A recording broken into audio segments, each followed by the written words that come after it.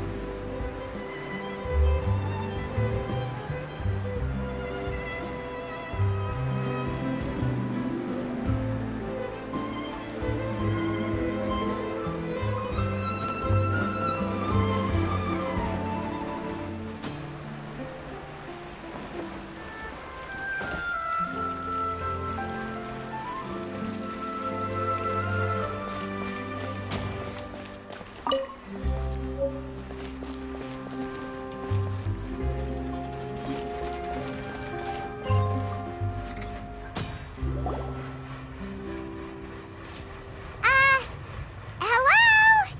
Is there anyone here? Oh, hello there. New customers? Looking to buy, or do you need something made? Or perhaps you're just looking for a chat with me. Oh no, we're just here to deliver some materials. Here they are. They're for making... what were they called again?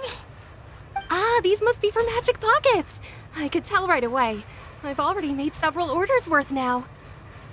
No need. They've already prepaid several batches worth. When they told me what they'd be using them for, I even offered them a discount. But they insisted on paying the full amount, saying that I had a business to run.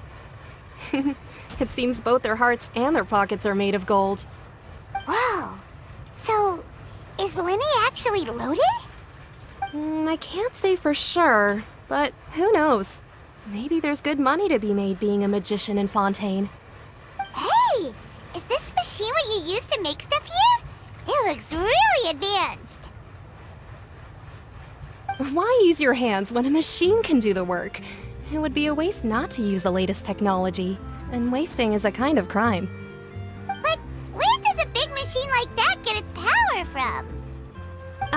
Well, it's a little complicated. I'm not sure I can put it in layman's terms for you. But basically, everything we usually use here in the city is powered by indemnitium. It's a type of energy that's produced from trials. Huh? How can trials produce energy? Well, I'm not completely sure of all the details myself, but basically, when a trial is in session, the Oratrice Mécanique d'Analyse Cardinale harvests people's belief in justice and converts it into energy to be used all around Fontaine. So that's what its other function is? Paimon heard that the Oratrice was created by the Archon to make judgments. But Paimon still doesn't get it. How could something unreliable like people's beliefs be turned into a stable power source for these machines?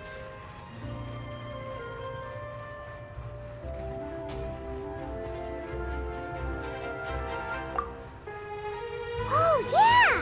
So that means the Hydro Archon relies on the machine to take the energy created by belief and turn it into power for all of Fontaine, right? Even though I've never heard anyone really put it that way before, it sounds like it makes sense. Besides indemnitium, we have another type of energy called pneumosia. It isn't produced by the power of the Archon, but it is unstable by nature. Even now, it still cannot be widely used by civilians. I thought I'd find you hard at work, but here you are chatting the day away. Since you're already talking, I'm sure you wouldn't mind a few words with me. You again? Didn't I already promise you that I'd have the more I owe to Confrérie of Cabriere by next month? Why are you hounding me now? Yeah, but how do we know that you won't go running off by the end of this month? I want 50% today. Wait, no, 70%. Huh? You... Seems business isn't so great for the workshop. We've already finished our job and delivered the materials. Maybe now's a good time to leave? Hey, hold on. Before you go around trying to collect payments, why don't you settle your own debts first? If Confrérie of Cabriere wants to poach clients from Northland Bank, that's fine. But I'm afraid you still owe the bank a hefty sum of mora. So why don't we work things out between us first, before you get back to your little conversation here? You're from Northland Bank. But we said we'll pay everything we owe next month. Why are you hounding me now? Traveler, Paimon! I didn't think I'd run into you here in Fontaine. What are the chances? We're surprised to see you too! What are you doing here in Fontaine? You didn't want to stay in Snezhnaya?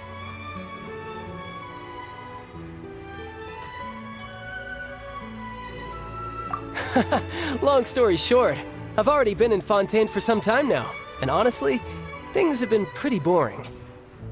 But it seems that fate brought our paths together today. Not only will I have some good friends here now, but ones who always seem to find trouble. Either way you look at it, it seems things are going to get a lot more interesting now. Pretty sure we'd want to avoid anything that you'd find interesting. Besides, our trip here has gone pretty well so far, right, Traveler?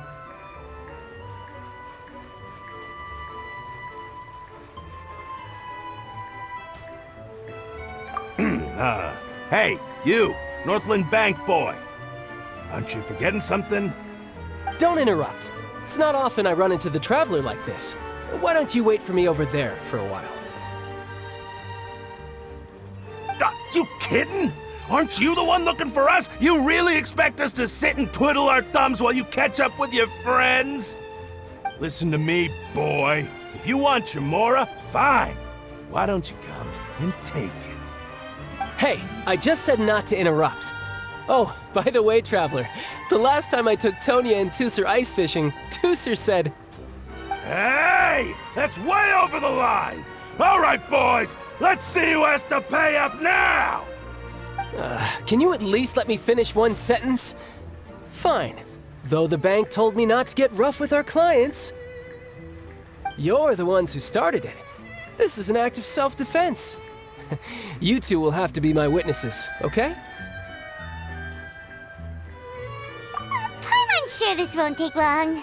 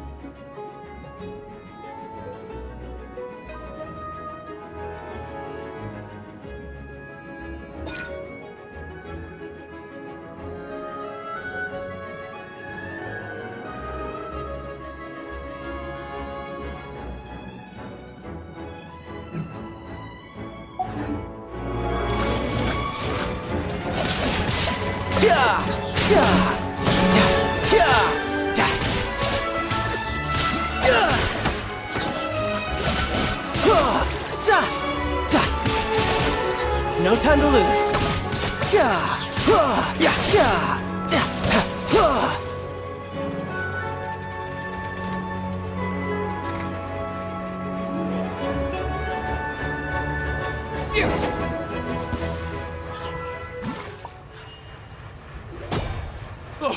What's your deal, Brad? How are you so strong if you're just a staffer from Snezhnaya's Northland Bank? Wait, Don't tell me you're... Oh, now you notice. It's a little late, don't you think? Just make sure you understand that you don't mess with Northland Bank. Got it?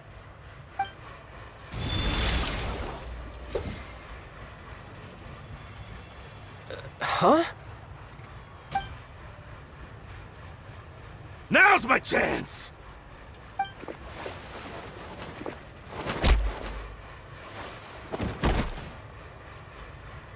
Huh. That was weird.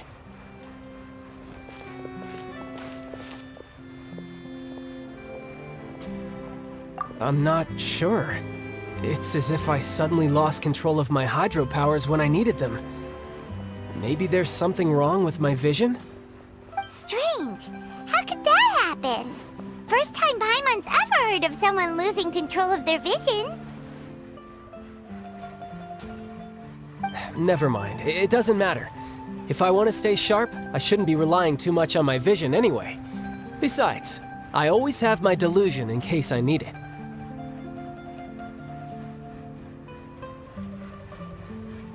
So what are you doing in Fontaine, child?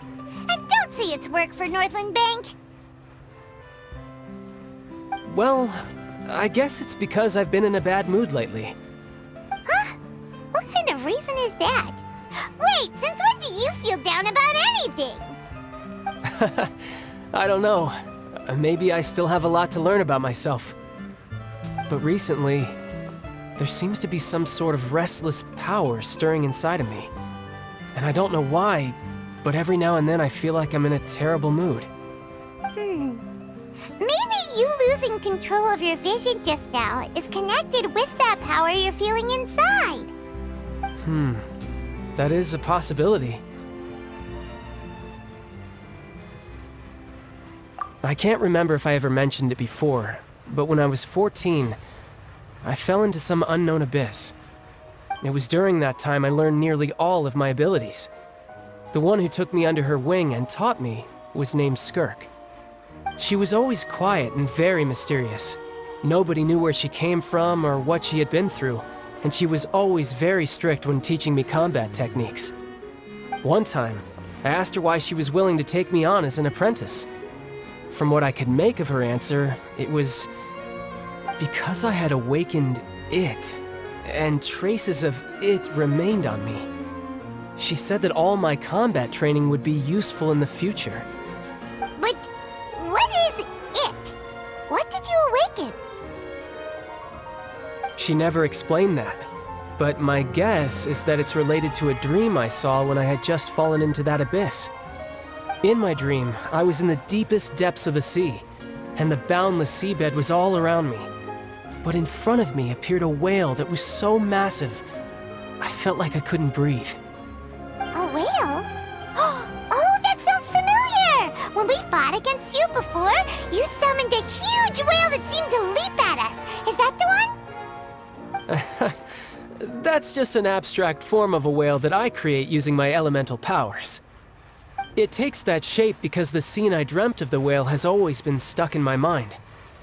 I'll never forget it. So you used the whale as inspiration for one of your moves? Huh. Seems a little twisted to Paimon. So why don't you just go ask your master? Maybe she knows the answer. You make it sound so easy. Ever since the incident I experienced there, I've never stopped searching for Master Skirk and that unknown abyss.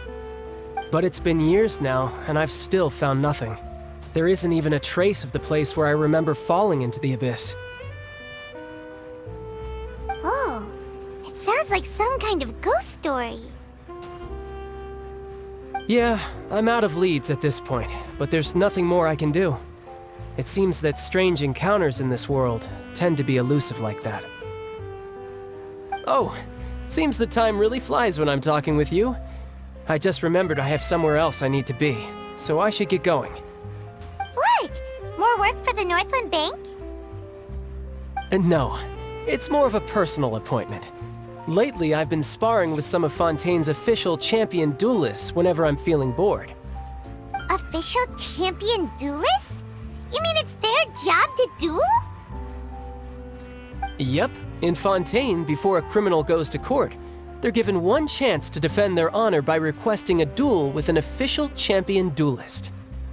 The champion duelists are all-powerful fighters selected from among the nation's best, and the duel itself is a no-holds-barred fight with no specified stopping point. So engaging in such a duel is regarded as a symbol of defending your honor. If a criminal manages to win the duel, they'll be acquitted. But if they lose, they'll have no choice but to stand trial. And the worst-case scenario is that you're simply killed in the duel. Though it's rumored that Fontaine has a death penalty, from what I can tell, no one has ever been officially sentenced to death. So really, the only people who opt to duel are those who have suffered a grave injustice in being accused, or those who greatly value their honor. Otherwise, why gamble with your life? So, do many people actually get out of their trials by winning the duel?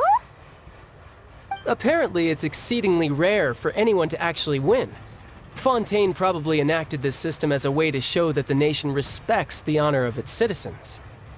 Besides, none of the champion duelists are to be trifled with, which is exactly why I was itching to face them as soon as I got to Fontaine. Apparently, the one I'm meeting today, Clorinde, is the strongest of the champion duelists. I had been asking her for some time before she finally agreed to face me today.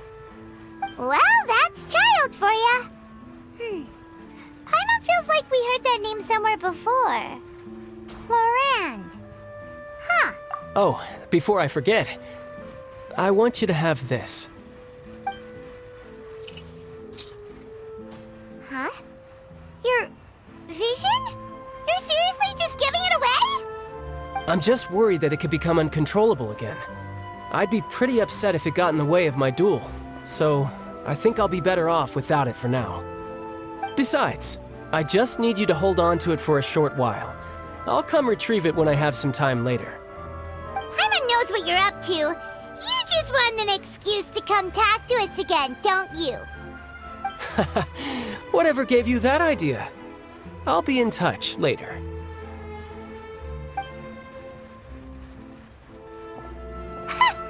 That sneaky guy. He said he's been feeling down lately, but he seemed the same as ever to Paimon. Well, since we don't have much to do for now, we might as well walk around and see the city before Lenny's performance.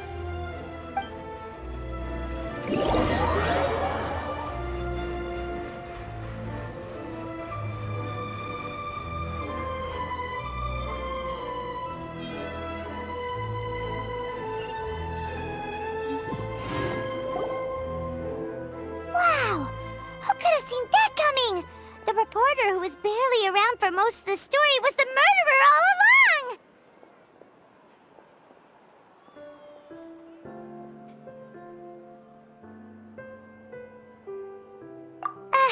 Sorry. Paimon was just surprised, that's all. Whew. Paimon never saw that twist coming. The murder mystery novels here are amazing!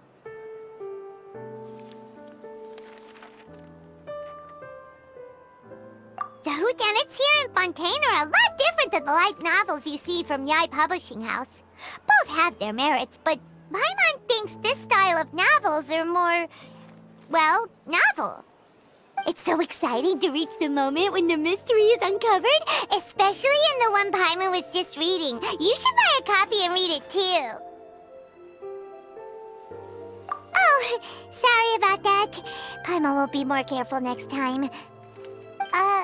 Hey, shouldn't we be heading to the Opera House to see Lenny's performance soon? It's almost time for the show to start, so we should get going. Lenny said that the Opera House is on Aranias, so let's go ride the Aquabus!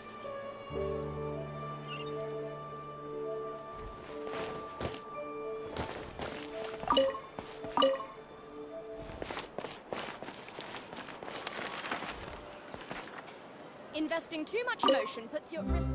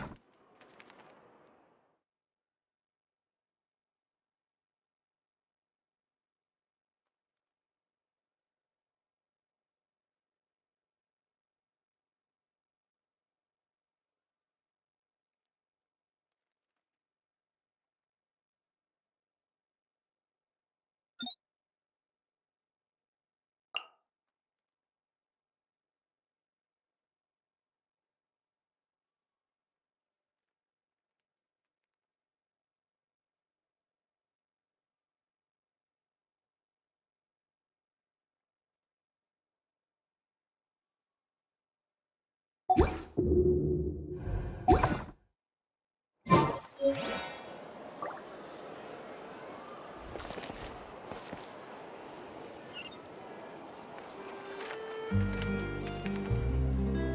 too much emotion puts you at risk of doing something irrational.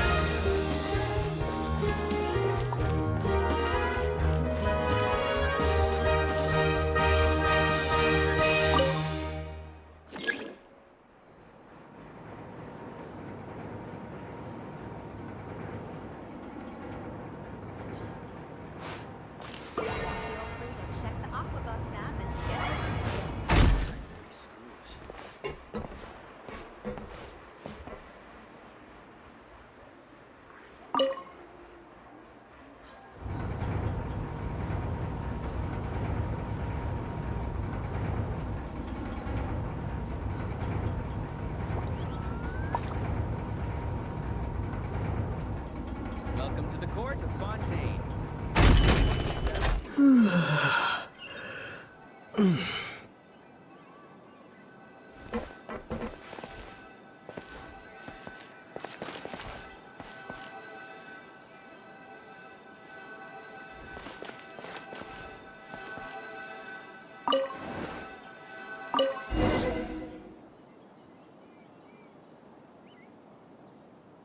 Welcome to the court of Fontaine. Please watch your step.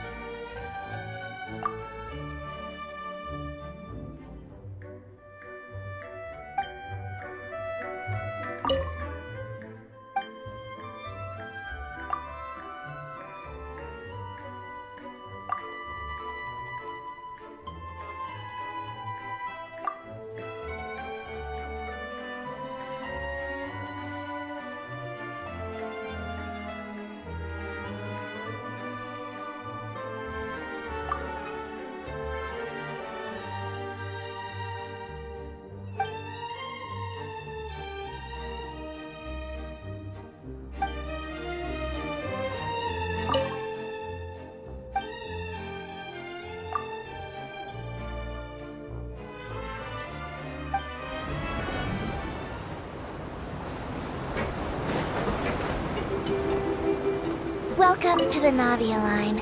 I am Elfan. boat will be departing imminently. Please do not stick your head, hands, or other body parts outside the boat. The Aquabus operator is not responsible for any accidents or injuries resulting from doing so.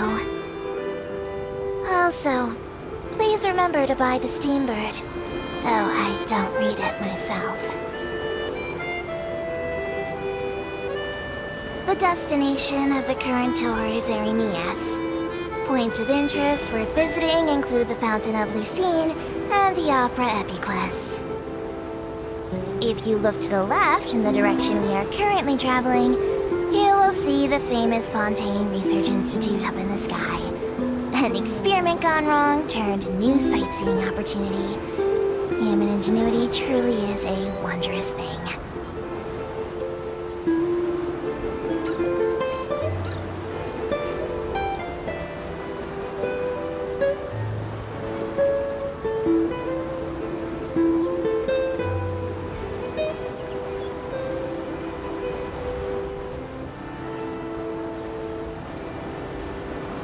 Approaching our final destination.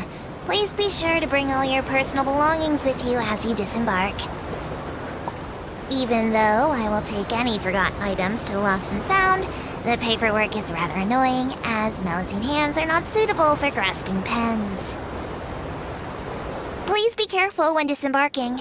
It has been my honor to be your tour guide this trip. Thank you.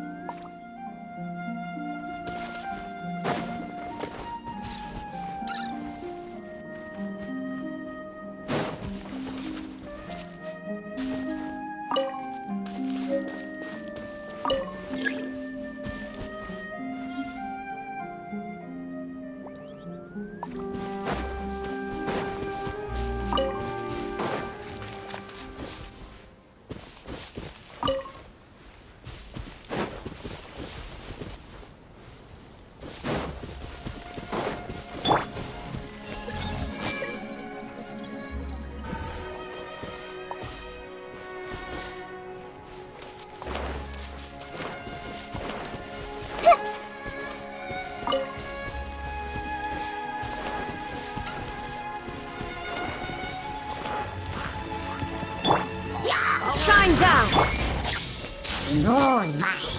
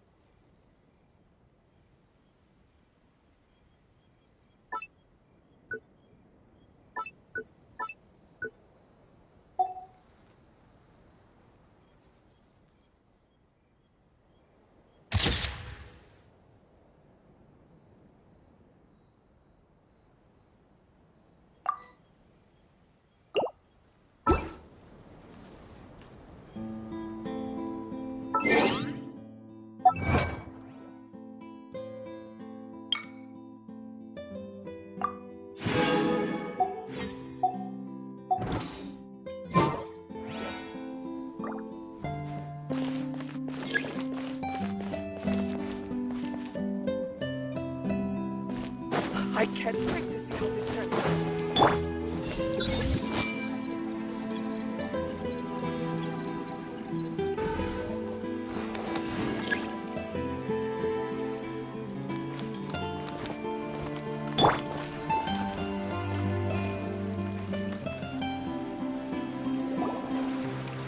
Whoa! Now this is fancy! The Opera Epiclese. What a place to hold a performance! No wonder Linny and Lynette were looking forward to it. Huh. Looks like there's a lot of people standing around the fountain up ahead. Oh, Archon, please bless us with a bright and healthy child. We pray. I don't know why you always feel the need to ask so much. I'll be happy as long as our child is healthy and lives a peaceful life. I guess if they're our kid, then there's no doubt they'll turn out smart. Maybe this is one of the customs in Fontaine. There sure are a lot of couples here. Vache.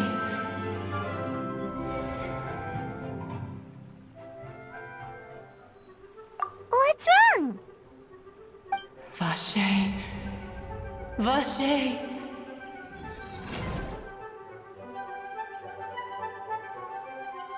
No, Paimon didn't say anything. Are you hearing things? Welcome to the Fountain of Lucine. All the water flowing through Fontaine converges here. It's customary for newlyweds to come here and wish for children. Lynette! You scared Paimon! When did you get here? Lenny asked me to wait here for you, remember? Right.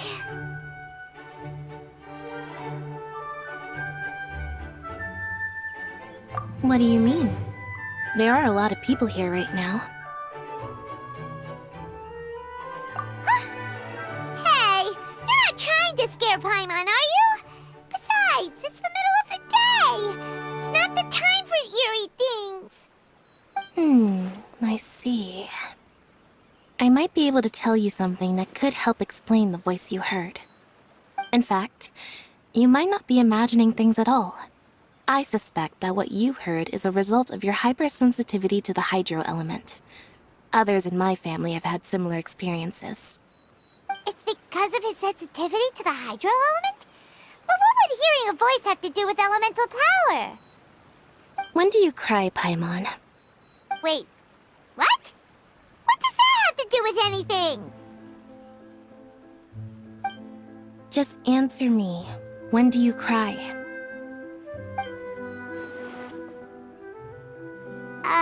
When Paimon's really sad? Oh, and when Paimon's super happy. Oh, and also when Paimon's really, really scared. Then you should understand that tears contain your most intense emotions. Like I just mentioned, the Fountain of Lucine is where all the flowing water in Fontaine converges. Even the tears that fall to the ground will eventually gather here. So maybe what you heard was the intense emotion coming from someone's tears. What did the voice say? Huh. If you were hearing their emotions, then Paimon wonders what happened to them. Rather than worrying about them, we should worry about my brother first.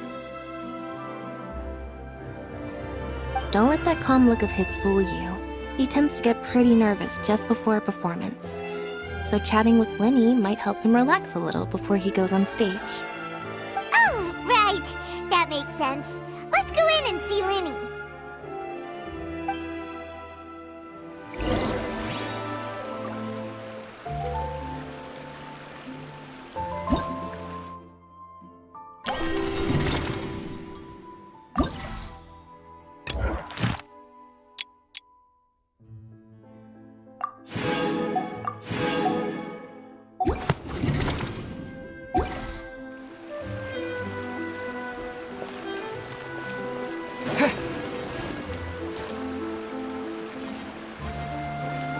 Alice deserves to take the stage more than Lady Farina. I prefer magic personally.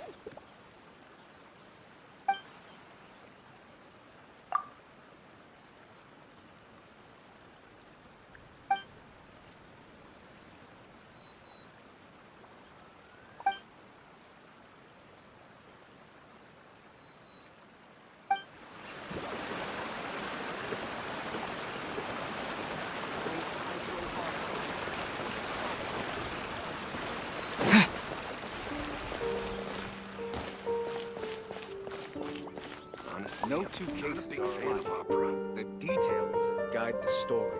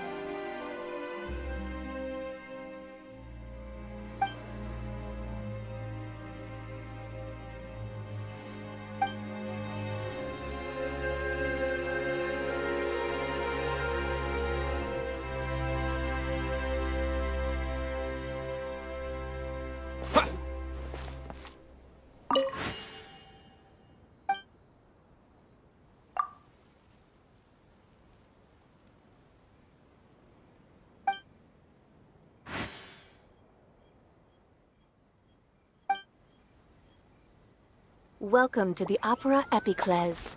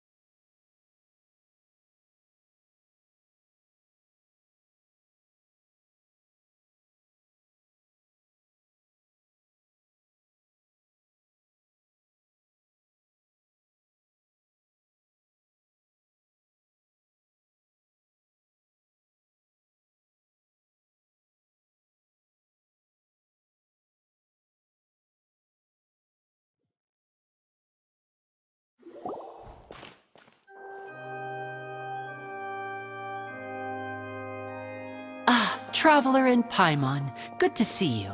I knew you two would come. Are you kidding? We wouldn't miss it for the world! We've been looking forward to it!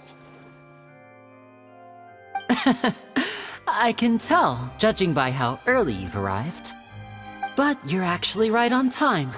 The audience still hasn't started entering the venue yet, which means now is the perfect chance for us to take you to the best seats in the house. Wait just a moment, I'll fetch the tickets.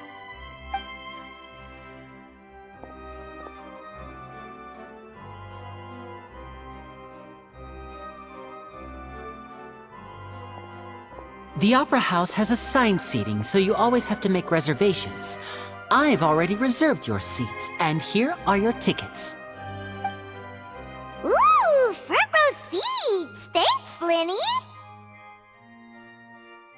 Don't mention it. There's no need to keep thanking me. Hey, Lenny! Could you come over here and take a look at this? Oh, I'll be right there. Seems there's an issue with the stage props over there. That's Cal, my assistant, calling me. I'll go lend him a hand. Yeah, we'll just go to our seats. You go ahead, Lenny.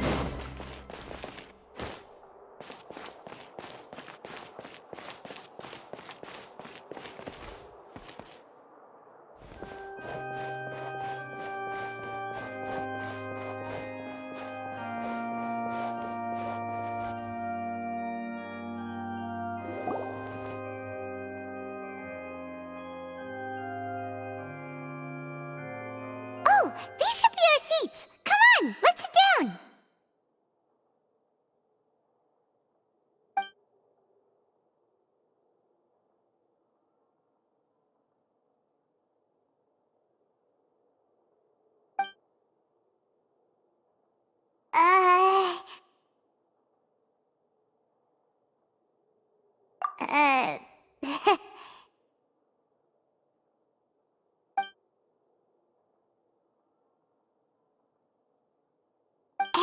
Traveler. Maybe we should strike up a conversation with the person next to us. Since we're sitting together and the rest of the place is practically empty still, it's kinda awkward if we don't say anything. You little... Of course you put this on Paimon! Excuse me, I did not realize you felt awkward. I am terribly sorry. I would be perfectly happy to chat with you if that is what you would like. Oh, so you heard all of that, did ya? Boy, you sure have good ears. Paimon thought she was keeping her voice down. Wait, that's not it. Paimon's... Sorry. Paimon's the one who was being rude, talking under her breath like that. So, let's talk, but, what should we talk about? Oh, Paimon's got it. You're also here early and sitting in the front. Are you a friend of Linny's too? A friend, you say? Well, if Mr. Linny would like to be my friend, I would be more than happy to reciprocate. Oh, so you're not friends with Linny then? Oh, this is getting more awkward by the second. Paimon nearly forgot to make her introduction. Nice to meet you. Paimon is Paimon and this is the Traveler. We just arrived in Fontaine. It is an honor to meet you two. I have heard of your deeds across Tevat. And as required by proper etiquette, I will also introduce myself. I am... Oh, Monsieur Nervillet! What an honor it is to have you here to see my show!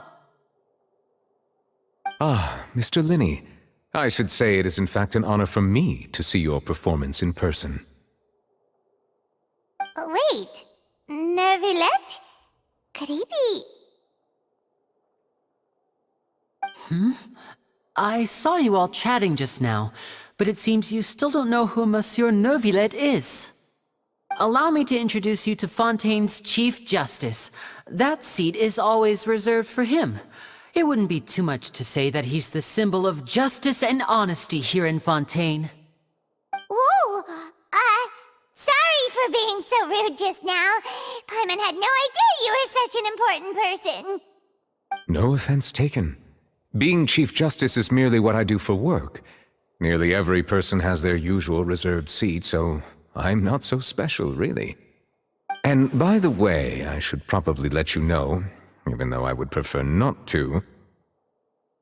There's someone sitting up there in the VIP seats that has been striking a pose for quite a while now. I believe she is trying to give you a most elegant and impressive first impression. So I think you should take notice of her sooner rather than later, otherwise she may become flustered.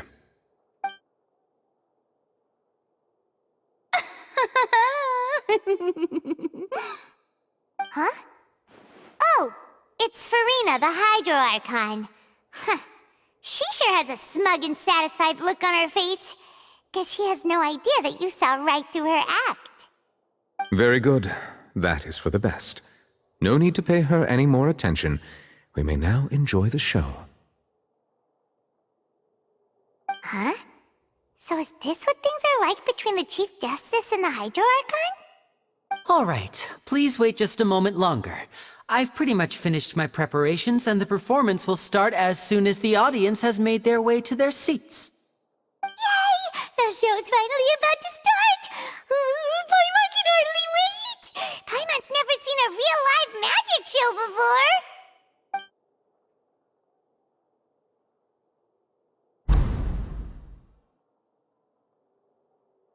Ooh! They're dimming the lights! The show must be starting!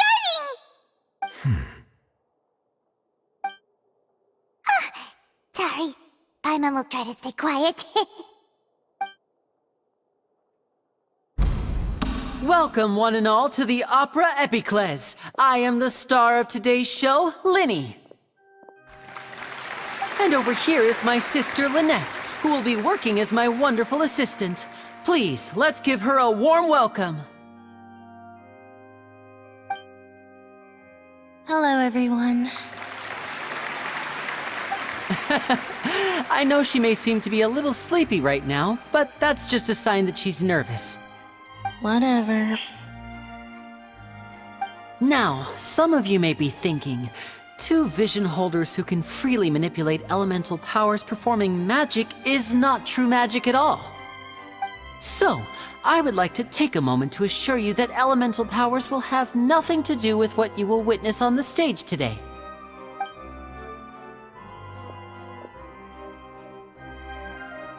Both Lynette and myself have removed our visions for the show. That way, even the gods won't be able to help us. Oh, good point. That's what makes the show real magic. Now, without further ado, let the show begin. Lynette will now exit the stage to make some preparations. I know you might miss her, but don't worry, she'll be coming right back on stage momentarily. Perhaps in an unexpected way. I'm sure she'll be stealing the spotlight soon enough. Oh, and before I forget, there's one more thing I should say. You never know what can happen in the blink of an eye.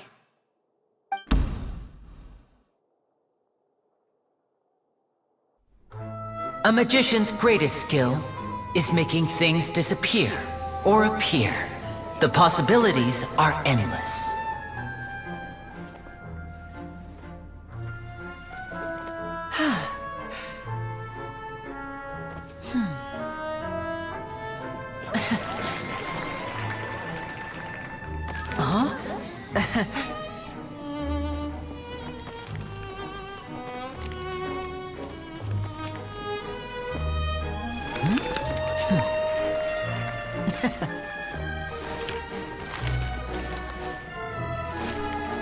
But this isn't what you came for. These little tricks, you've seen them all before. So it's time for something truly extraordinary, don't you think? This one's a little tricky.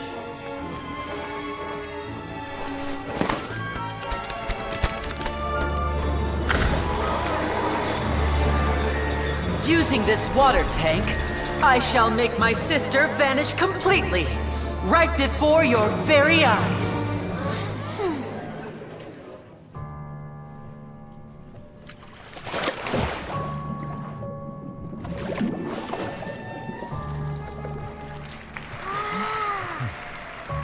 It's actually quite simple. She'll just turn into air bubbles and float right out of the top.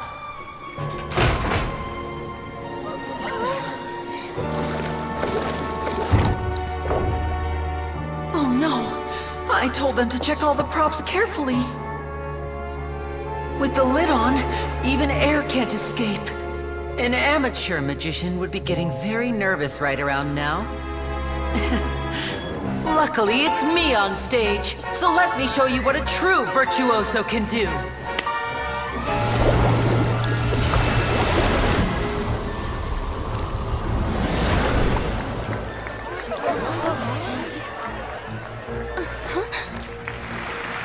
Lynette, are you still there? Don't go too far. We don't want to use up all our magic. Hi, I'm back. Uh-huh.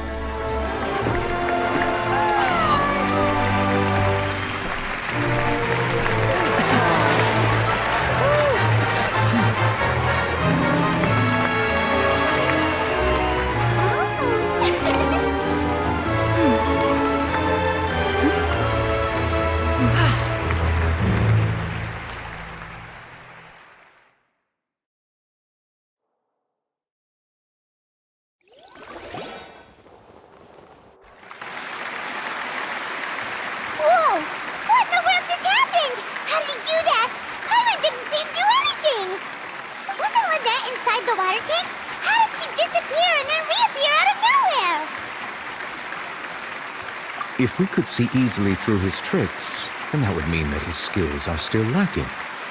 To appreciate magic, you should focus on the show happening on stage, rather than getting caught up in trying to see that which has been intentionally hidden.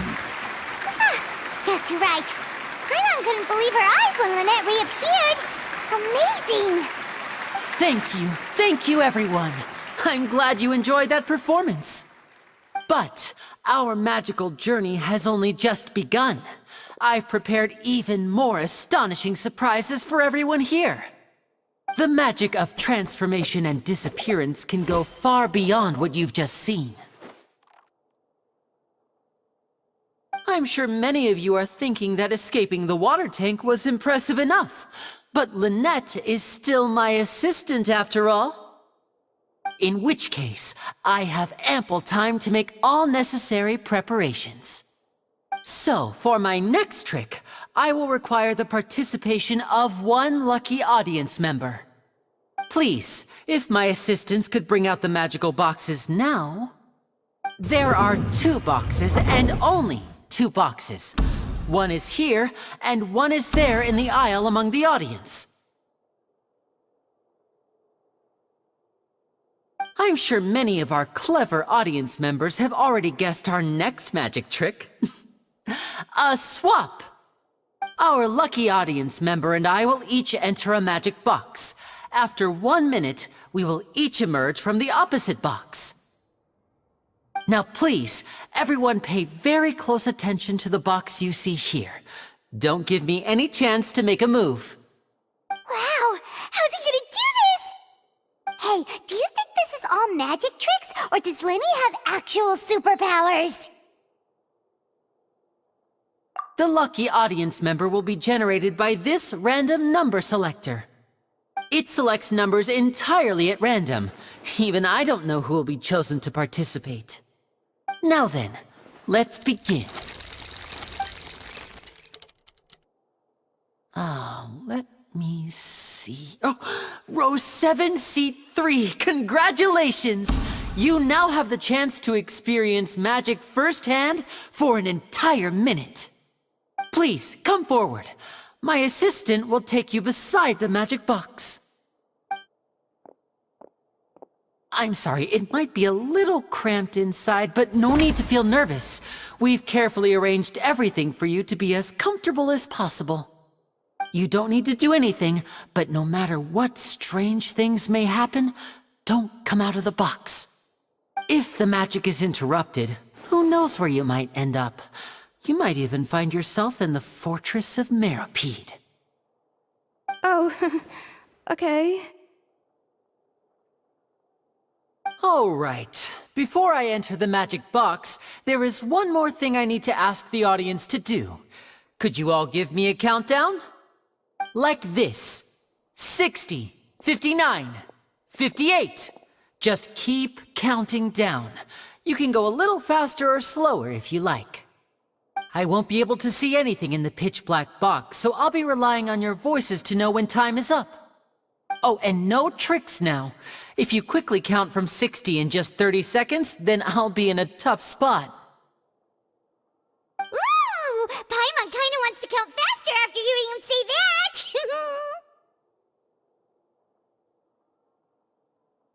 No, that won't do. I can see it in your eyes. You still can't be trusted. Let's practice together. Come on, repeat after me. 60, 59, 58. 60, 59, 58!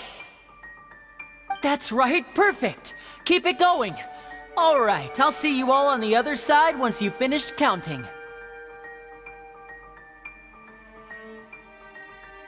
$54, $53, $52? Huh? Why aren't you counting, Nervalet? I am counting in my head. I think things are exciting enough in here as it is. Merely a consequence of my identity and personality. Do not worry about me. Just enjoy the show. Oh, alright. You look so serious that Paimon thought you might be feeling uncomfortable or something. 40, 39, 38! Mr. Lenny, are you all right in there? Is everything ready? Yes, I'm fine. I'm just double-checking the direction of the magic. It would be a disaster if we get sent to the wrong places. For example, mid-air right above the audience. Even though he's saying that, Lenny doesn't seem nervous at all.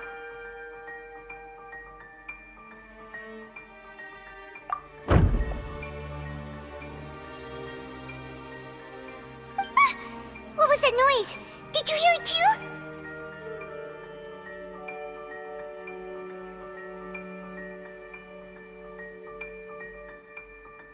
Not sure. Anyway, it doesn't seem like anyone's worried about it. 25! 24! 23! What's wrong, Mr. Linney? I can still hear you moving in there. I seem to have accidentally knocked over a decoration. I'm trying to fix it, but it's pitch black in here. I can't tell left from right. Never mind the decorations. There's no time for that. The show is what's important. No, that's unacceptable. I want my show to be perfect. Don't worry, we still have 20 seconds. Hear them counting? 19! 18! 17! It seems things aren't quite going as planned. I apologize, everyone. It feels like you're all starting to count faster, but that's all right. I know it can be tiring to do such a long countdown. 10 seconds and change is still plenty of time. 10! Almost there now. Whew. Swapping two people is harder work than you might think. Even a master magician like me can't guarantee I'll get it right the first time. Hey, wait! Is this the back one? I can't tell. They both look the same inside. Huh? No, that's not it. I'll try again. 7! Hey, slow down! Honestly! 5! 4! 3! Whoops! That doesn't count! 0!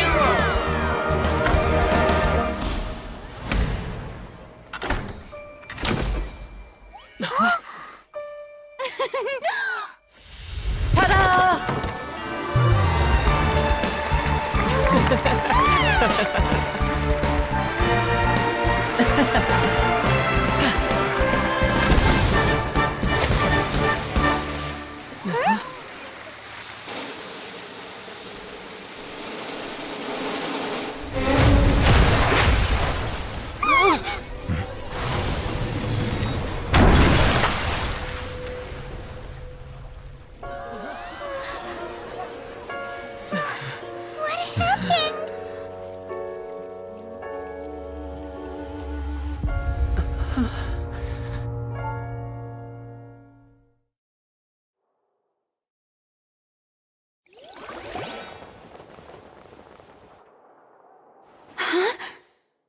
Is this part of the show?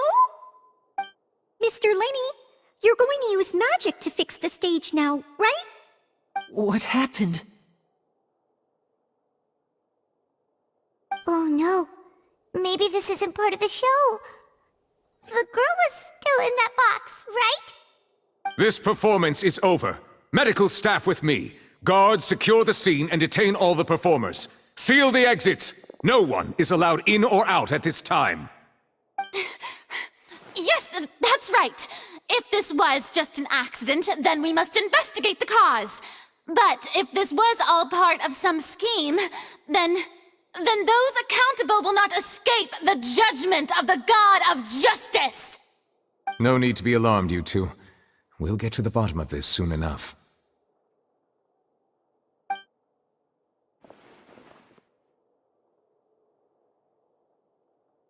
Unfortunately, the person who is in the magic box has been pronounced dead.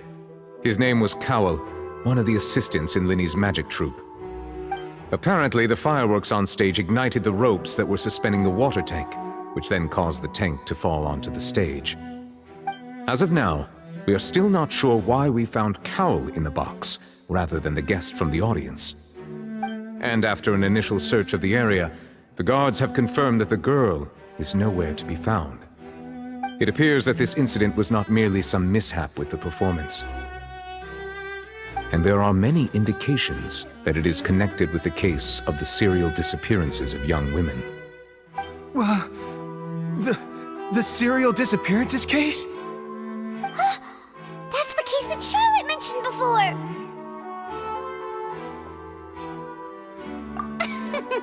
I know the truth. I can see through the whole thing.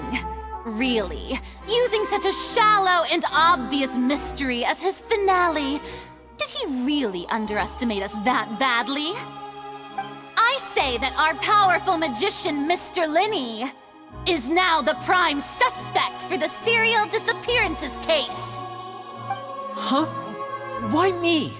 This whole thing was an accident. No, this all occurred during your magic show, did it not? The missing girl disappeared after being chosen, did she not? The deceased is one of your assistants, is he not? Now that I think about it, that whole speech about magicians making things disappear was nothing more than a provocation, a bald-faced challenge. That can't be right! How can Linny do this? He was in the box on the stage the entire time! We can even hear his voice! Besides, before the show, he told us that he would like to catch the criminal behind the disappearances! He couldn't possibly mean catching himself! Save discussion for a later time, please. Lady Farina, may I assume that your comments just now constitute an accusation against Mr. Linney and his associates, and that you are pressing charges? Huh? I just think that I think it might be a little early to talk about formally pressing charges. But what Lady Farina said just now makes perfect sense.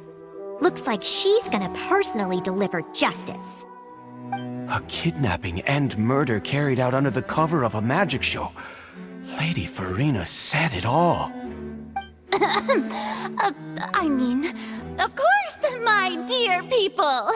But what excites me even more than the obvious truth before our eyes is the opponent I'll be facing. That's right. I mean you, Traveler. You'll support Linney, won't you? After all, he was the one who helped you the first time we met. Then there's no problem at all. You know, the Traveler and I already had a duel the first time we met. But with Linney's help, our little duel ended in a draw.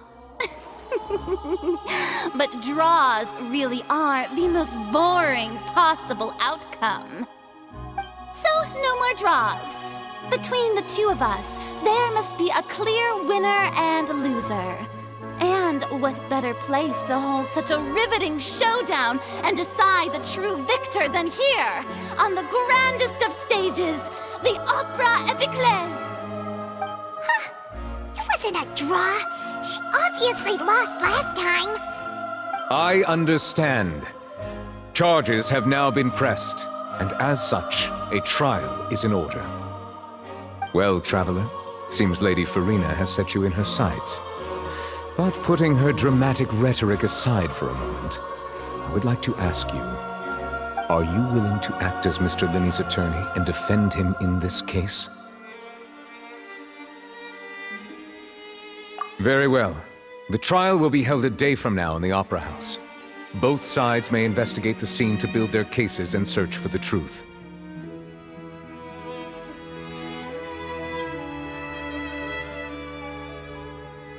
Linney and his troupe are all potential suspects and shall remain within the Opera House. The audience may begin to leave in an orderly fashion once they have been cleared by the guards. A day isn't that long.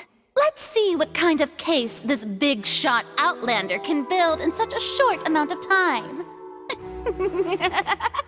I'm really quite looking forward to hearing it.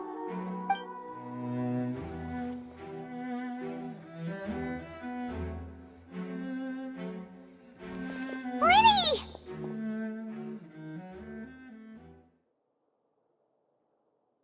Sorry about everything that happened just now. Were you frightened? Of course! Who wouldn't be scared after witnessing an accident like that? Yeah, I'm a little shaken up myself. How could this happen? And poor Cal. I know you already claimed that you would defend me, but now it's just us talking. Tell me, do you think I could possibly be the murderer?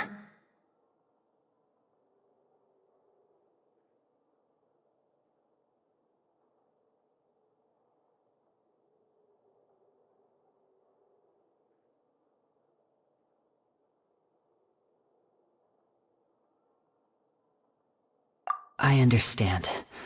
Even I'm not sure what happened, so I can only imagine how difficult it is for you to grasp the situation. I'm sure everyone sees me as the biggest suspect at this point. But, if you ask me, the whole thing is mysteries layered upon mysteries, such that all that's left is confusion.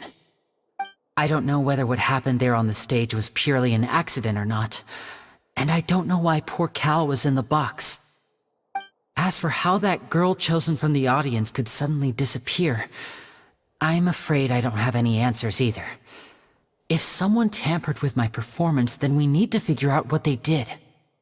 Even a skilled and knowledgeable magician like myself couldn't pull all that off in just 1 minute.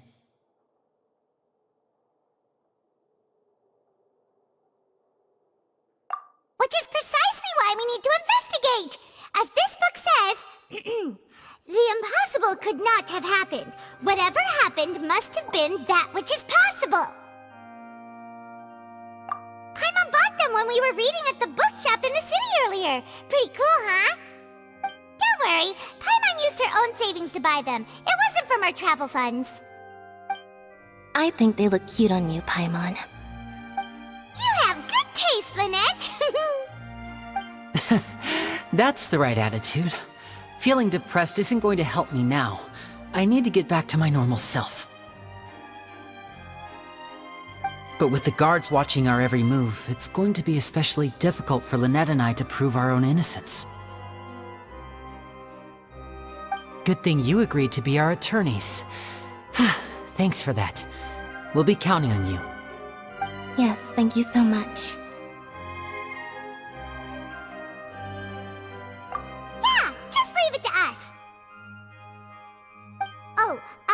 Since we're going to start investigating, Paimon has a question first. Where did Lynette go during the performance? Well, I'm afraid that would involve some of our essential trade secrets as magicians. The secrets behind our magic are past saving, Lynnie. I suppose you're right. The truth behind our tricks is going to be important evidence that will be weighted during the trial. 'Tis truly a pity. As a magician, our magic show is a work of art. We've poured countless hours and spared no effort in perfecting it. But if revealing our secrets will help you uncover the truth behind what happened, then it will be well worth it. We should go somewhere else if we're going to discuss our magic tricks. We'll go speak with the guards, and in the meantime, you can go investigate the stage and the seating areas. The investigation teams are still here. Detective Paimon is on the case!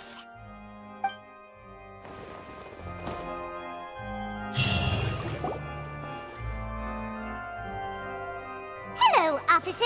How's the investigation going? I see. You must be the traveler that Lady Farina mentioned. Listen, I'll be perfectly honest with you. I'd avoid getting mixed up in this whirlpool of a mess if I were you. Huh? What do you mean? Come with me and you'll see. The deceased is one of Lynnie's assistants named Cal. Even though he hadn't joined the troupe long, he was hardworking and everyone generally liked him. The assistants are usually in charge of setting up and inspecting the props, as well as assisting with the show and keeping the crowd engaged. As you probably saw when you were in the audience, the water tank suddenly fell and smashed the box with Cowl inside it. This is the real mystery. We've already searched the scene and were unable to find any traces of the girl. However, if you look carefully, the box was positioned directly under the water tank. The ropes holding the tank were then burned by the pyrotechnics on stage, causing them to snap. All these factors lining up so perfectly makes it hard to see this as a mere accident. If anything, the more logical explanation is that the whole incident was intentionally planned, and Linny is the most likely person to have access to all these areas. But he doesn't have a motive! Are you both good friends of his? Well, you can't say we're good friends, but we've known each other for a little while. So in just a short time, he was not only able to win your trust, but even convince you to act as his attorneys. I know there's no such thing as magic. The real trick of a magician is holding the audience in the palm of their hand. I've seen a lot of cases, and I can tell you that people are the least reliable kind of evidence. Sorry, I tend to be pretty straightforward. Just know that I'm warning you for your own good. Anyway, you may investigate the scene of the crime yourselves if you're curious. Who knows, maybe you'll be able to come up with some new evidence.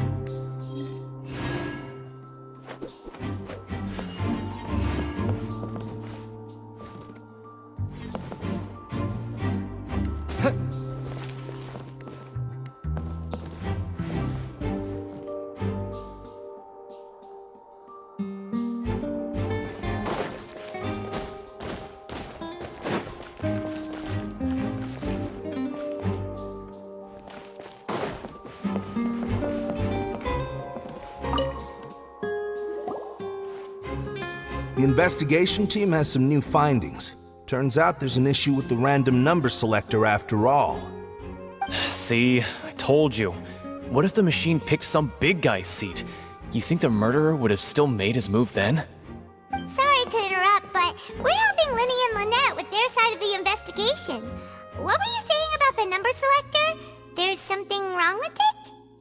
You're trying to help them? That'll be a tall order. Linny used the machine to pick a random member of the audience during his performance, right? The lucky girl that later disappeared. Well, we thought there might be a serious problem with the machine, so we had it taken away for further inspection. It turns out that the seat number it picked wasn't random at all. The machine picks that same number every time. I'm sure you already know that you have to make a reservation in advance to get a seat, regardless of whether it's a trial or some performance. In other words, Linny knew who would be sitting where from the very beginning. That much checks out. Linny reserved our seats for us too. Bet you see why I was saying it'd be tough to make a case for Linny. Even though it's bad for Linny's case, Paimon had better write it down.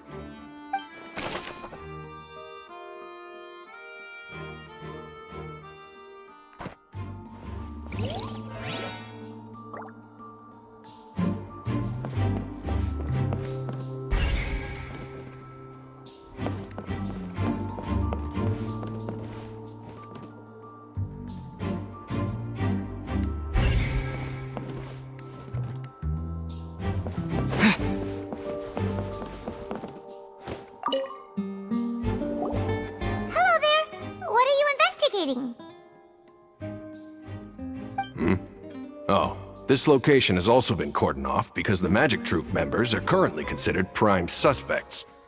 The investigation team is still collecting evidence.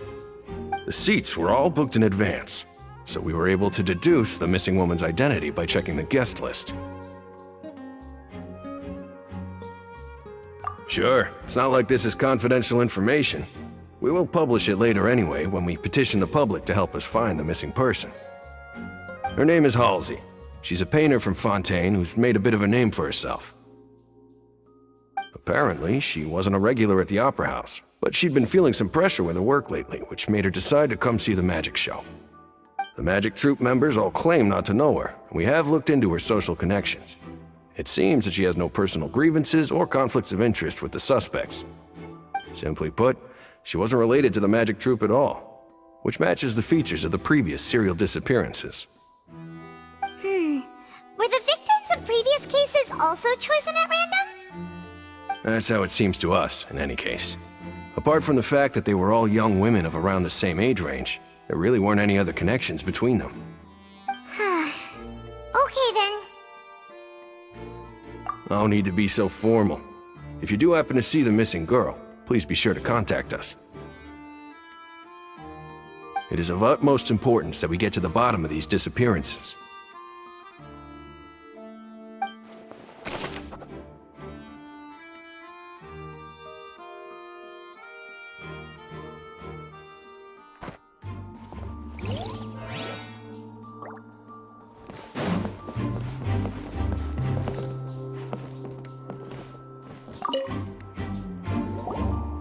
So this is the rope that broke and caused the water tank to fall. The rope looks pretty durable. How can it be burned through so quickly by fireworks?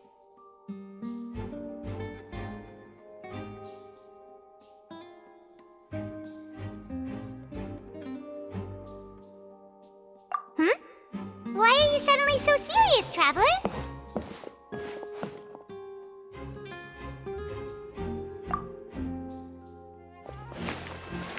Whoa! Look! This bit is made from different material! Most of it was burned away, but there's still a little bit of it left.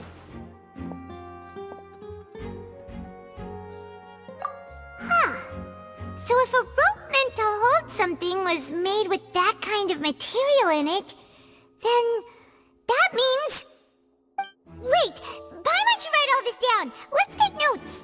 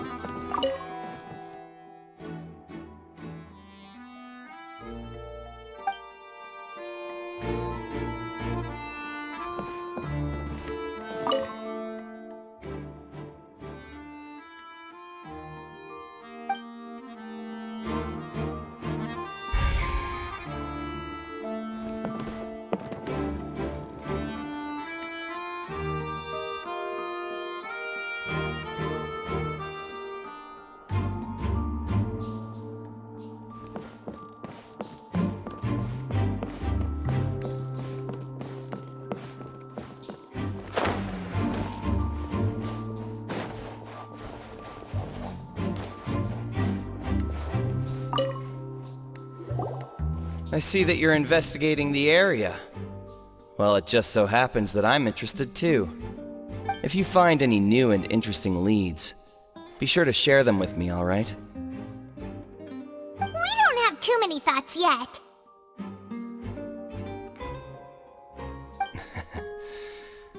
Then why don't I tell you my hypothesis first? The way I see it. And I'll start it with that loud thud. The thud? Oh, you mean the sound that happened during the countdown? Yes, exactly. It wasn't terribly loud, but I suspect that most people heard it. It's just that everyone was awaiting the results of Lenny's trick with bated breath, so no one paid it much mind. But now that the incident has happened, the thud has become an important clue.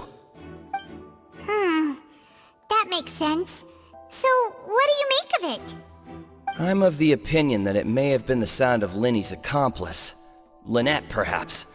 Jumping atop the water tank, or something like that. And when the pyrotechnics went off, she cut the rope, sending the water tank crashing down. But wasn't the noise we heard too loud for that? Perhaps the balance wasn't right, leading to a particularly rough landing.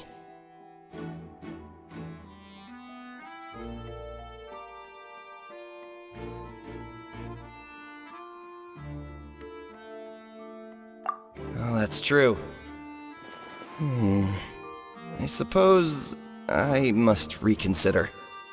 That does remind Paimon, though. What was with that sound?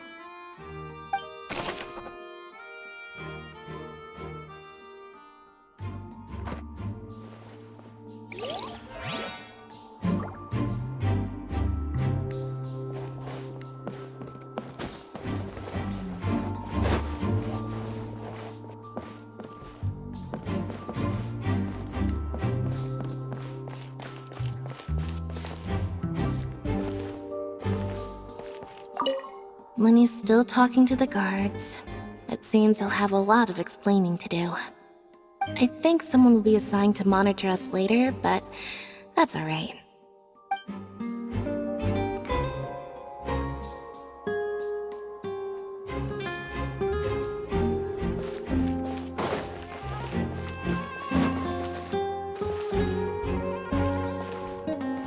Linny's still talking to the guard. I think someone...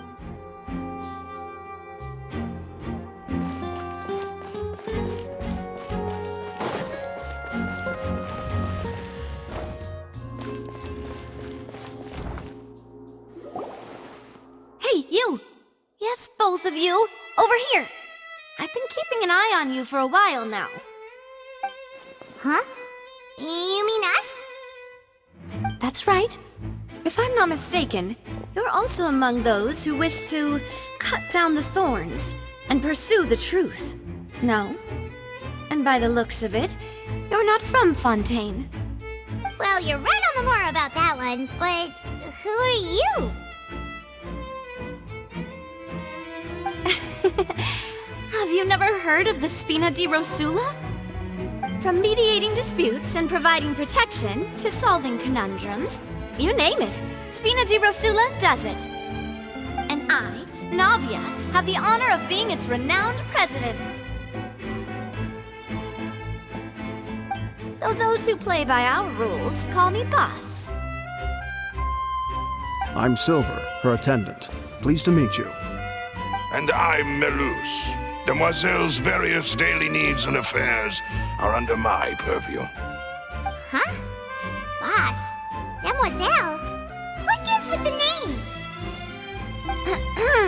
Well, I am the second generation president.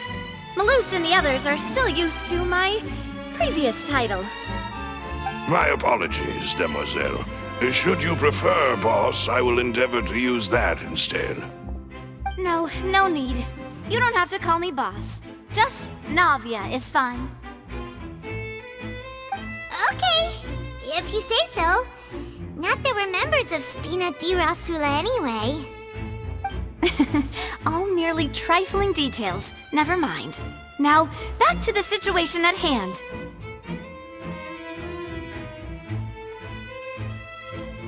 That's right. I've always kept an eye on the serial disappearance cases. My interest stems from a matter back from my father's time. Judging from the look of things, I find Linny an unlikely mastermind. Really? We think so too! That's why we're looking for clues now. But how did you come to that conclusion? Intuition, naturally. My unparalleled intuition.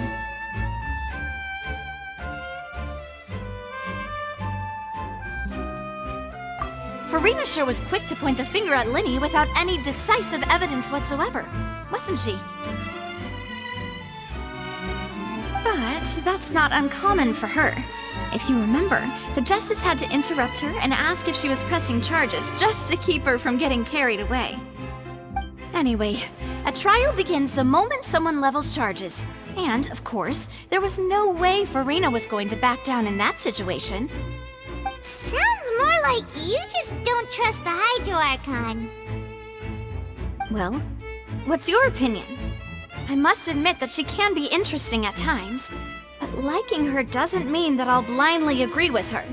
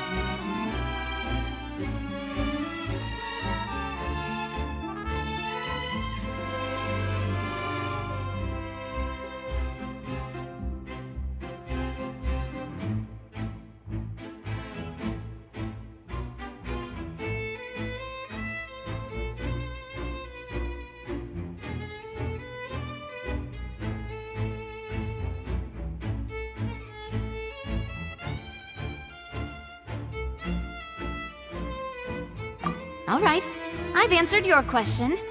Now, it's time you answer mine.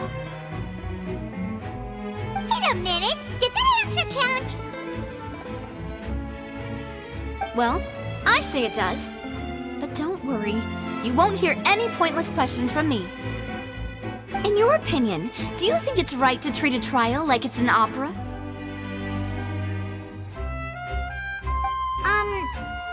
Well?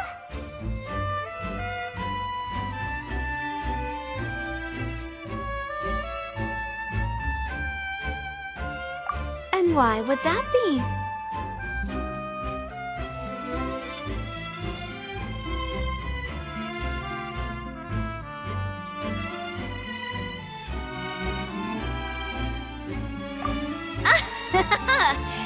See, Silver and Malus? I told you they'd be different. Most astute of you, demoiselle. I too think that the traveler's response was most excellent. No matter how wonderful the script or how fervent the audience's expectations may be, the trials that go on stage here must be based in fact. And if that can be done, boss, then... All right, that's quite enough, Malus. Anyway, I like your answer. You passed with flying colors. Now, I need to make some preparations, following which our joint investigation shall commence. You two shall be my assistants. Wait! Since when did we become assistants? Oh, well, I can be the assistant, sure. Or your companion, if you like. I'm really not that fussy. That's more like it.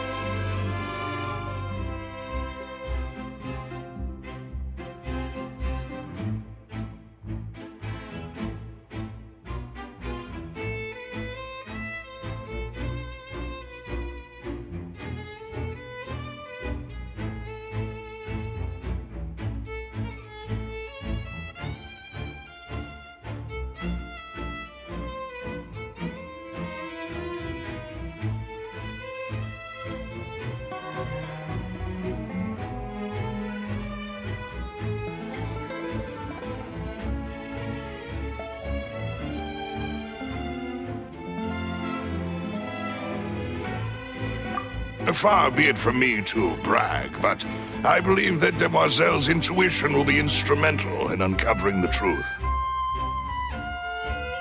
You wish to save a friend from false accusations, and we wish to unravel the disappearances. In this sense, our goals are aligned. You have a point. Huh. You're quite the talker, aren't you, mister?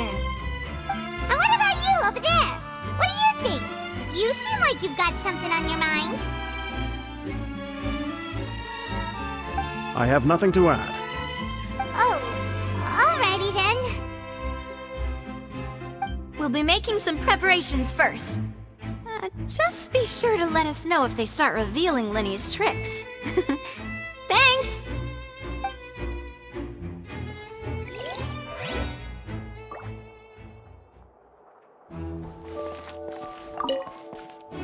Speaking of that, I think magic shows would be very popular in Poisson. I can see that. Maybe I should try to learn some magic. If I could make things disappear, cleaning my room would be a cinch. You need not worry about such things, demoiselle. That falls under my duties. Oh, right.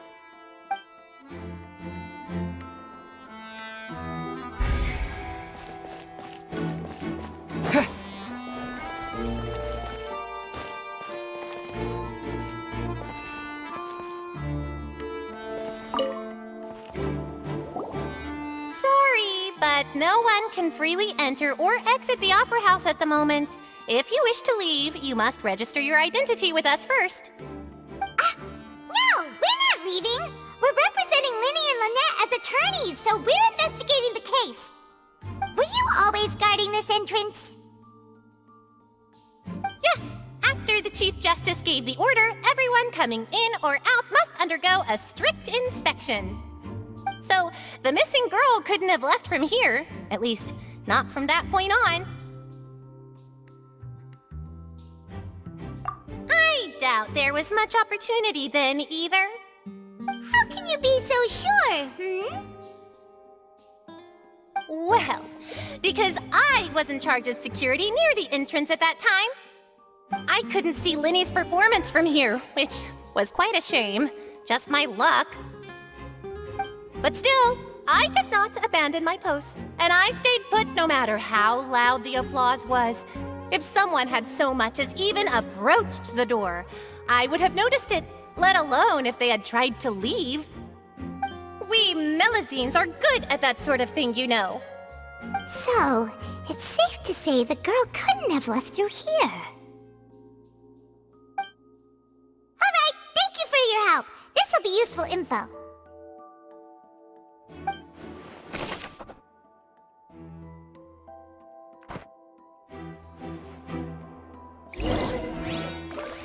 We've checked everything of note here at the performance venue. Paimon wonders how Linny's discussion with the guards is going. Let's go see, shall we? Ooh, things are getting interesting, huh? We're about to see how magic is made. Understood. Then I will be going with you. Just so you're aware, I will be monitoring your actions and making notes as necessary. Very good. Thanks for being so agreeable. I'd pull a rose out of my hat as a gift for you if I could. You may spare the pleasantries. I'm just doing my job. You've arrived. Who's this? Me? I'm Spina di Rosula's guardian angel. If you've got a problem, I've got the firepower. Sorry, I got a little carried away there. Call me Navia. I'm a partner of theirs, and will be helping investigate this whole situation. And these are my companions. Would you mind if they join as well? Fine by me. Oh, new helpers? I would be most grateful. Well, let's just say we're tagging along. It's not every day you get to see the secrets behind magic performed on such a large scale. I appreciate your kind interest. Come with me. We'll be heading below stage.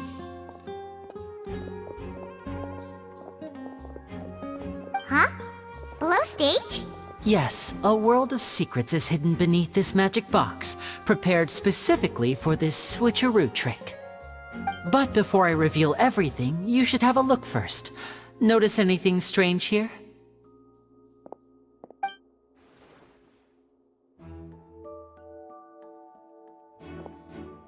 I'm not trying to be dramatic. Remembering the details of a trick will help you understand the methods used to perform it more easily. Huh. Weren't there balloons and other decorations here? Where did all that go? Ah, good eye. That said, you're still far from discovering the answer. The back? You mean the inside of the door? What's different about it? Paimon didn't notice anything. Very good indeed. I thought you might not be able to catch that, given that you were sitting in the first row. The back of this door was patterned. Those patterns are now gone, replaced by a smooth wooden board. So, if you put 2 and 2 together, what do you get? Exactly. All right, let's go. I'll tell you how it works as we head down.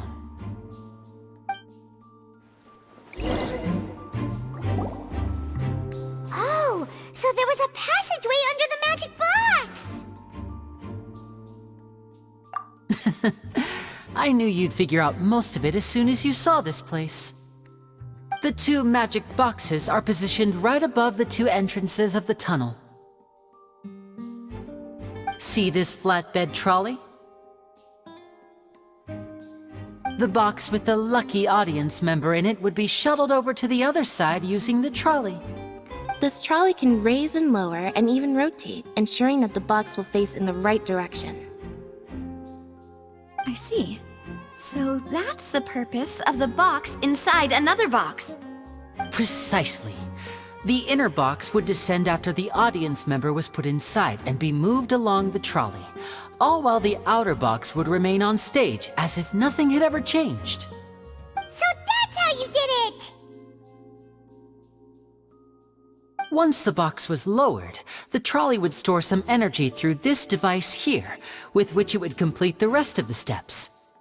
The audience member would only be able to feel some slight movements in the dark, and by the time she walked out, she would already be back on stage. Right!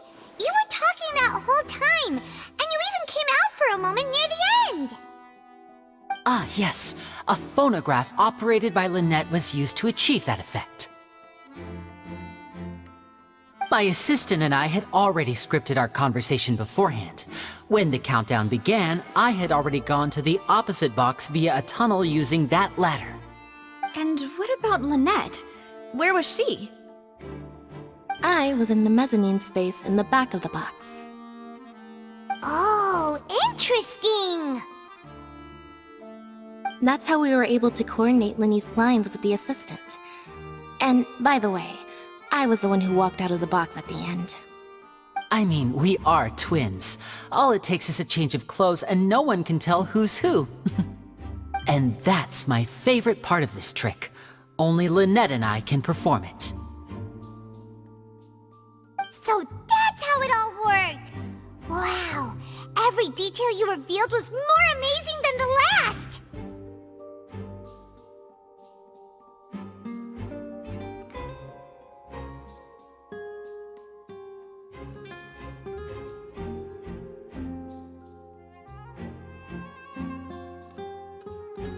Lynette would briefly walk out of the box and then go back in, jumping into the tunnel and escaping before the box on the trolley could finish ascending. And then I walk out of the other box in the audience area, and the trick would be complete. The operative word here being would. But as you saw, Cal was in the box, not our audience member. She, on the other hand, mysteriously vanished. We really don't know how that happened. If not for that interlude, this would have been an astonishing trick. I probably never would have figured out how you pulled it off. And yet, to think that someone was able to use this magic trick to commit a crime. Could we have a look around? I think we can come up with some more leads. This is the scene of the crime, so Linny and Lynette are not permitted to stay here. I'll escort them back up. Yes, of course. No need to be so strict now. I won't disappear into thin air, you know. Thanks, everyone. We're counting on you.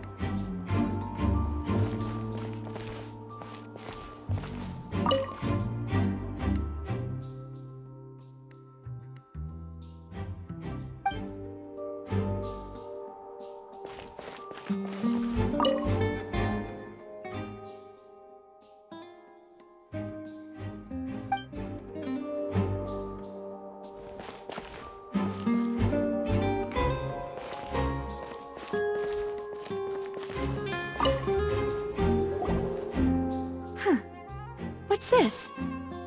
Looks like a hook tied to the end of a rope. Huh? There's all kinds of odds and ends here. Perhaps it was a prop for a different trick. But why would it have been left here? Whatever it is, let's make a note of it first.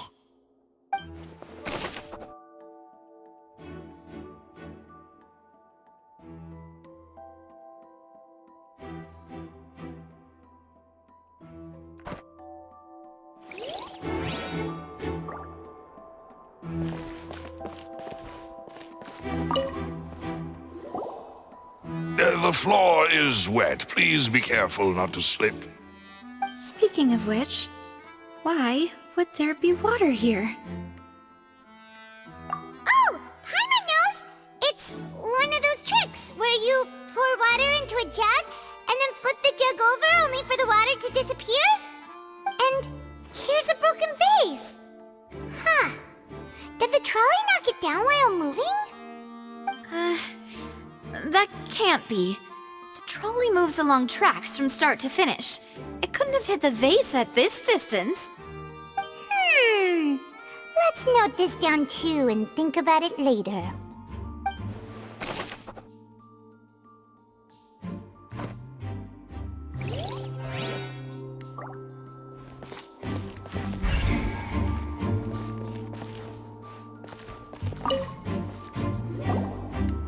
Oh, these are the clothes that the lady chosen from the audience was wearing, right? Her clothes are here, but she's nowhere to be found. Right. And do you really need to do that if you're kidnapping them? Ugh, this is so confusing. Paimon doesn't want to be a detective anymore.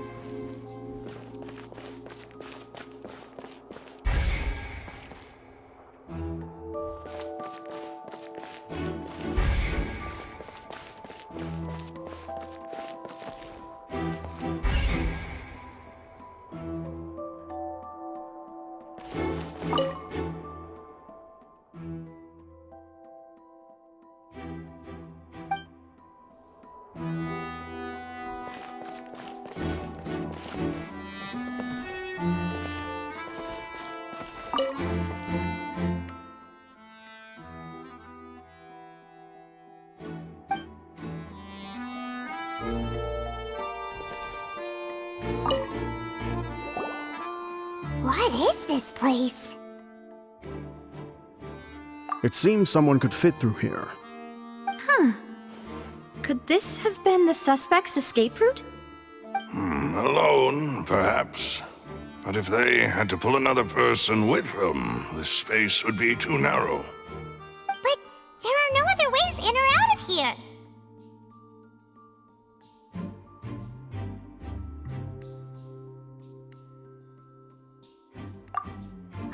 You're right! Let Paimon write that down.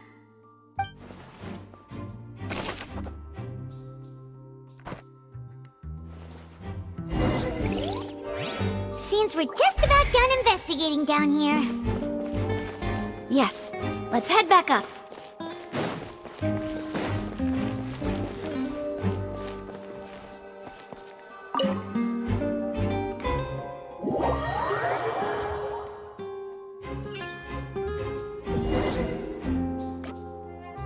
Well, we've ascertained the state of the crime scene. Let's find a place to sort out our findings once Malus returns. It seems to me that there are several things that don't add up here. Apologies for the wait, demoiselle. So, what did the guards say? Did the criminal escape through the vent? They believe the odds of that are very low, since the vent leads to the Opera House's basement. The guards have checked the area carefully. No one left through the basement during the performance or after the incident, and no one was found hiding there. So the tunnels become like a secret chamber then! You know, like the kind you usually see in novels!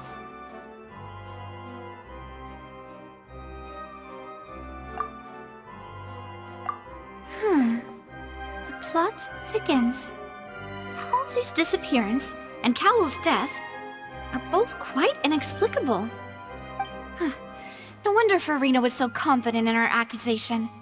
All the current evidence points toward Linny and Lynette. In other words, the charges are very likely to be upheld unless we make some considerable progress. Charges and then trial. So if the charges are upheld, they'll announce a sentence? That's right. This is how a trial goes in the Opera House. During the proceedings, the Chief Justice and the Oratrice will hear statements from both sides.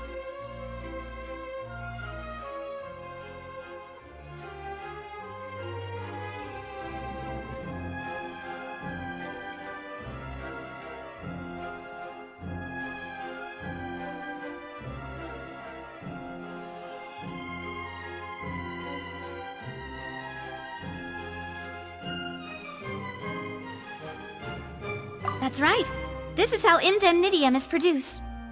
The statements from both sides, the defenses from attorneys, witness testimonies, and even the audience's emotions will all be projected on the Oratrice. To put it simply, it's as if the Oratrice has its own will, and is a judge in its own right. This also precludes any kind of favoritism on the part of the Chief Justice. And not that this has ever happened anyway.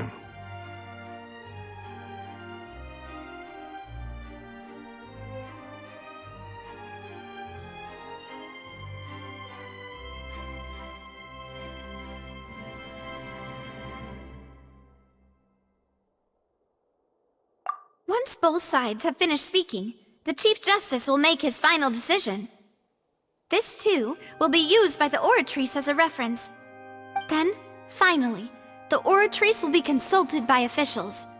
The result it returns is the will of justice itself. Huh? So that machine is the one that actually decides? Paimon thought Neuvillette called the shots. In practice, there is very little difference. Both have always come to the same judgment, which is why people have great faith in the Chief Justice. Ah, yes, the guards also asked me to convey that none of us will be allowed to leave this place before the trial. Huh? Why? Because we've chosen to act as the twins' proxies. That makes us persons related to the case. They're concerned that we might be colluding with outside parties, or that we might find outside help to disrupt the case. And even if that were not so, it could prove problematic if we happen to spread key information about the case ahead of time. I'm ready to break out at any time. Whoa, whoa! There's no need for that! Paimon thinks they have a point. That said, are they providing food? Of course. I just hope you don't mind the lack of options. I'm afraid that catering to all tastes is not in the cards, nor is any guarantee of balanced nutrition. In that that case, let's just sort out our findings together here. Pity. I was hoping to take you to try some of Fontaine's famous desserts, too. I mean, what better way to properly think through our findings than over some tea and sweets? Huh. Breaking out suddenly doesn't seem like such a bad idea after all.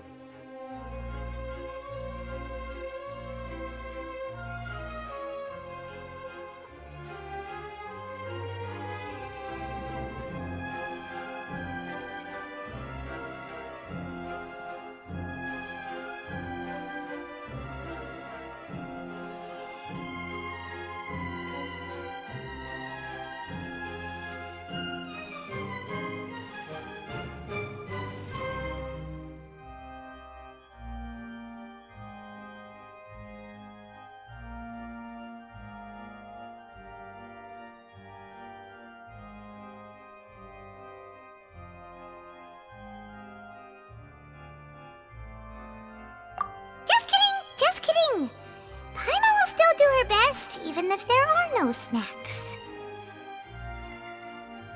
What do you mean, no snacks? Of course we'll have snacks. If we cannot buy some, then we'll simply make some. Huh? Here? But how? Understood, Demoiselle. Everyone, please come with me.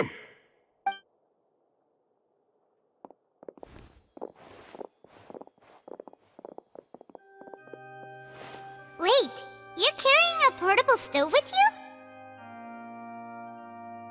Yes, I must be prepared to meet the Demoiselle's baking needs whenever the fancy strikes her. I have eggs, sugar, and almonds at the ready. Good work, you two. Then I'll get to it. Please sit tight for a moment. You'll get to taste my awesome snacks soon enough. These three are quite the interesting group.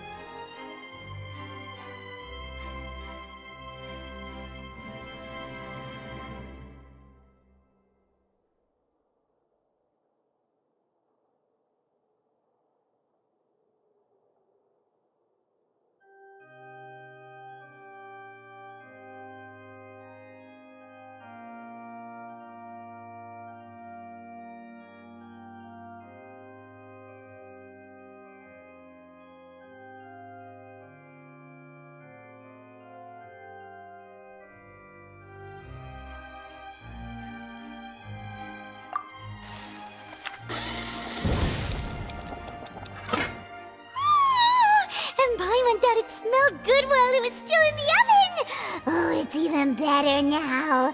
Paimon can't stop drooling. From the way you had these two guys carrying all that stuff around, Paimon thought you'd have them do more during the baking process.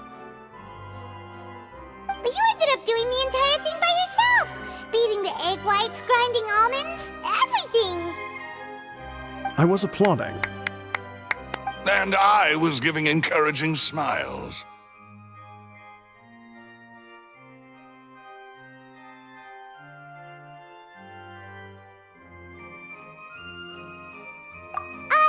Paimon was just thinking, aren't you worried about getting your fancy dress dirty, beating egg whites and baking like this? Well, I don't think it's carved in stone anywhere that fancy ladies can only read books, sip tea, ride horses, and play the piano. I just really enjoy making snacks. Don't underestimate beating egg whites, by the way. It's a real arm workout. You also need to beat them to just the right consistency, or your macarons will crack. Anyway, give these a try, fresh out of the oven. There's 3 for each of us. Only 3? Well, eating too many sweet treats might send all that sugar to your head. You wouldn't be able to think clearly about the case on a sugar rush, would you? Tea is ready to be served as well. This is Demoiselle's favorite, strong black tea with a floral fragrance that clears the mind and lifts the spirit. No need for concern. I'm merely doing as I should.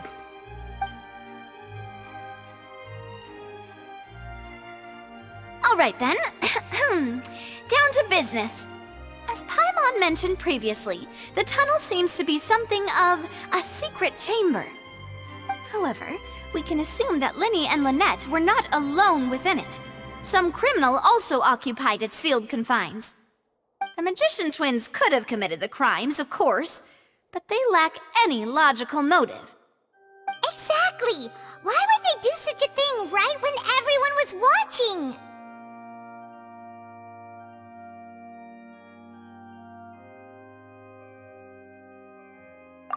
The flower vase and the thud we heard during the performance could indicate some altercation between Halsey and the criminal in the tunnel, resulting in the shattering of the vase, the discarding of her clothes, and her abduction.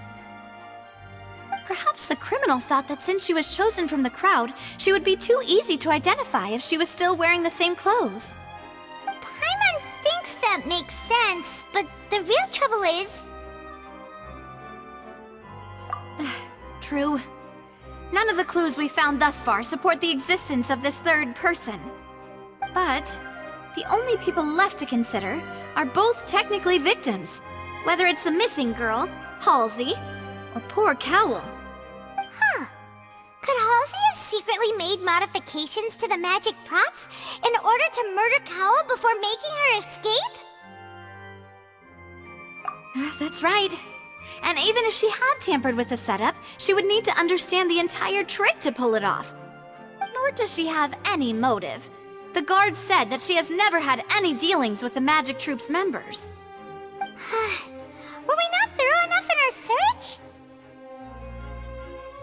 From the sound of things, this is turning into an impossible case. Your macarons are amazing though, Navia. They smell great! They're nice and crisp and super sweet! They are my specialty after all. And I see you've already had 5 of them. What? 5?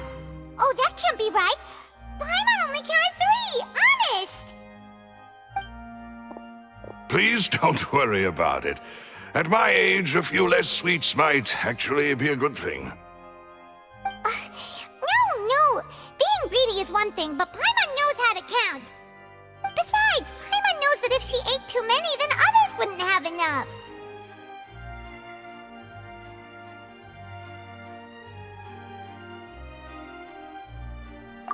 Wait!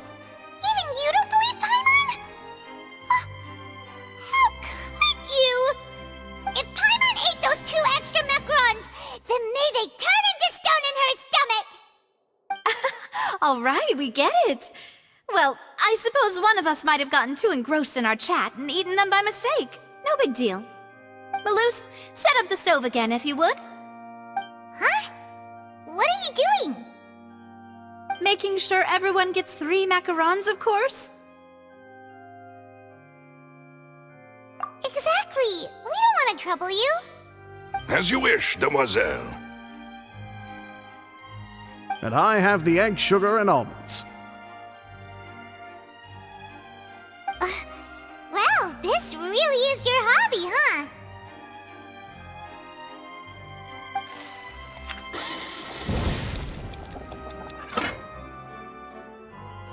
Well, that's it for snack time. I'm going to have another look around the area. I don't know what we're looking for yet, but we've still got some time. As attorneys, I suggest the 2 of you think the case over again. It would be awkward if you got all tongue-tied on stage during the trial. All right, thanks for your help and for the snacks. It was nothing. A small task for the Spina di Rosula. Silver, Malus, it's time to go.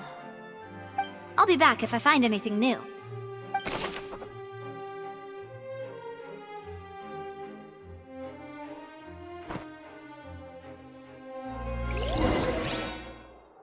Alright, it's time to put our heads together. We've got to get our defense ready for the trial.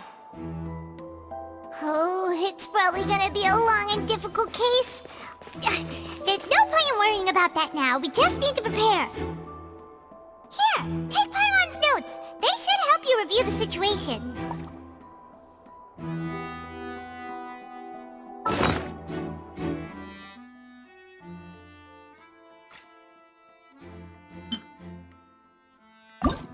Whoever the murderer was, they must have made preparations well beforehand.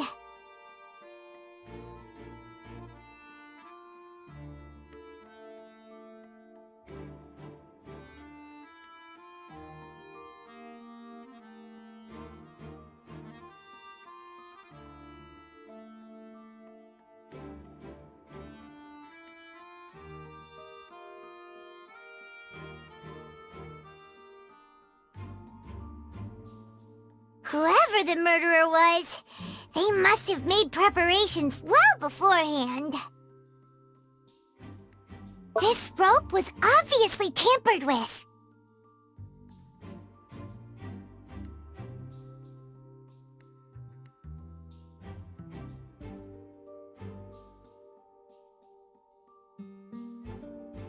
People needed to register and reserve a seat for the show. That, combined with this number selector, could allow you to pick a young lady instead of some old fogey. This is probably a prop, too.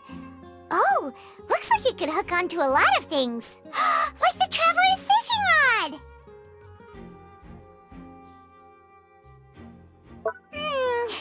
This flower vase is probably a prop for the show. But it also could have been used in the crime. Paimon doesn't get this at all. You think about it for a bit, Traveler.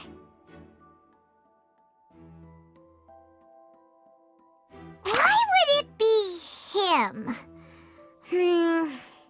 How strange.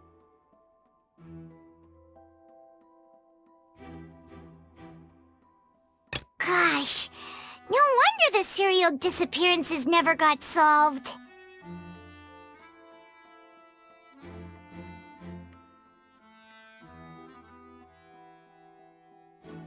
We all heard that noise, didn't we? The performance would not have been visible from where the doors were guarded. If Paimon were on duty, she would have snuck back into the audience seating. Well, there was no chance Paimon could have seen that the box had 2 layers.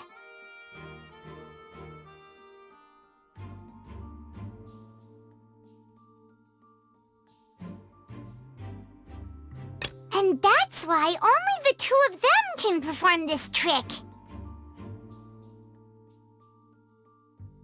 There was no third person. And Paimon didn't eat more than 3 macarons either. Digging a tunnel just for a magic trick? Whew, that must have been a lot of work.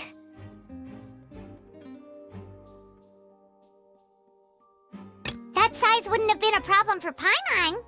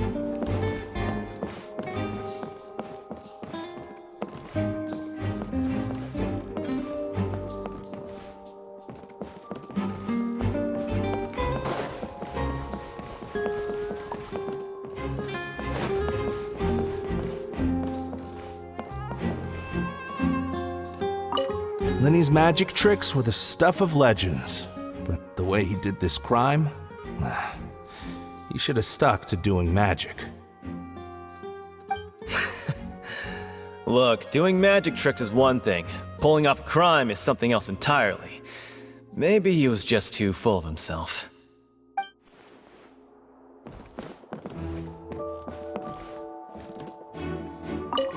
Lenny's magic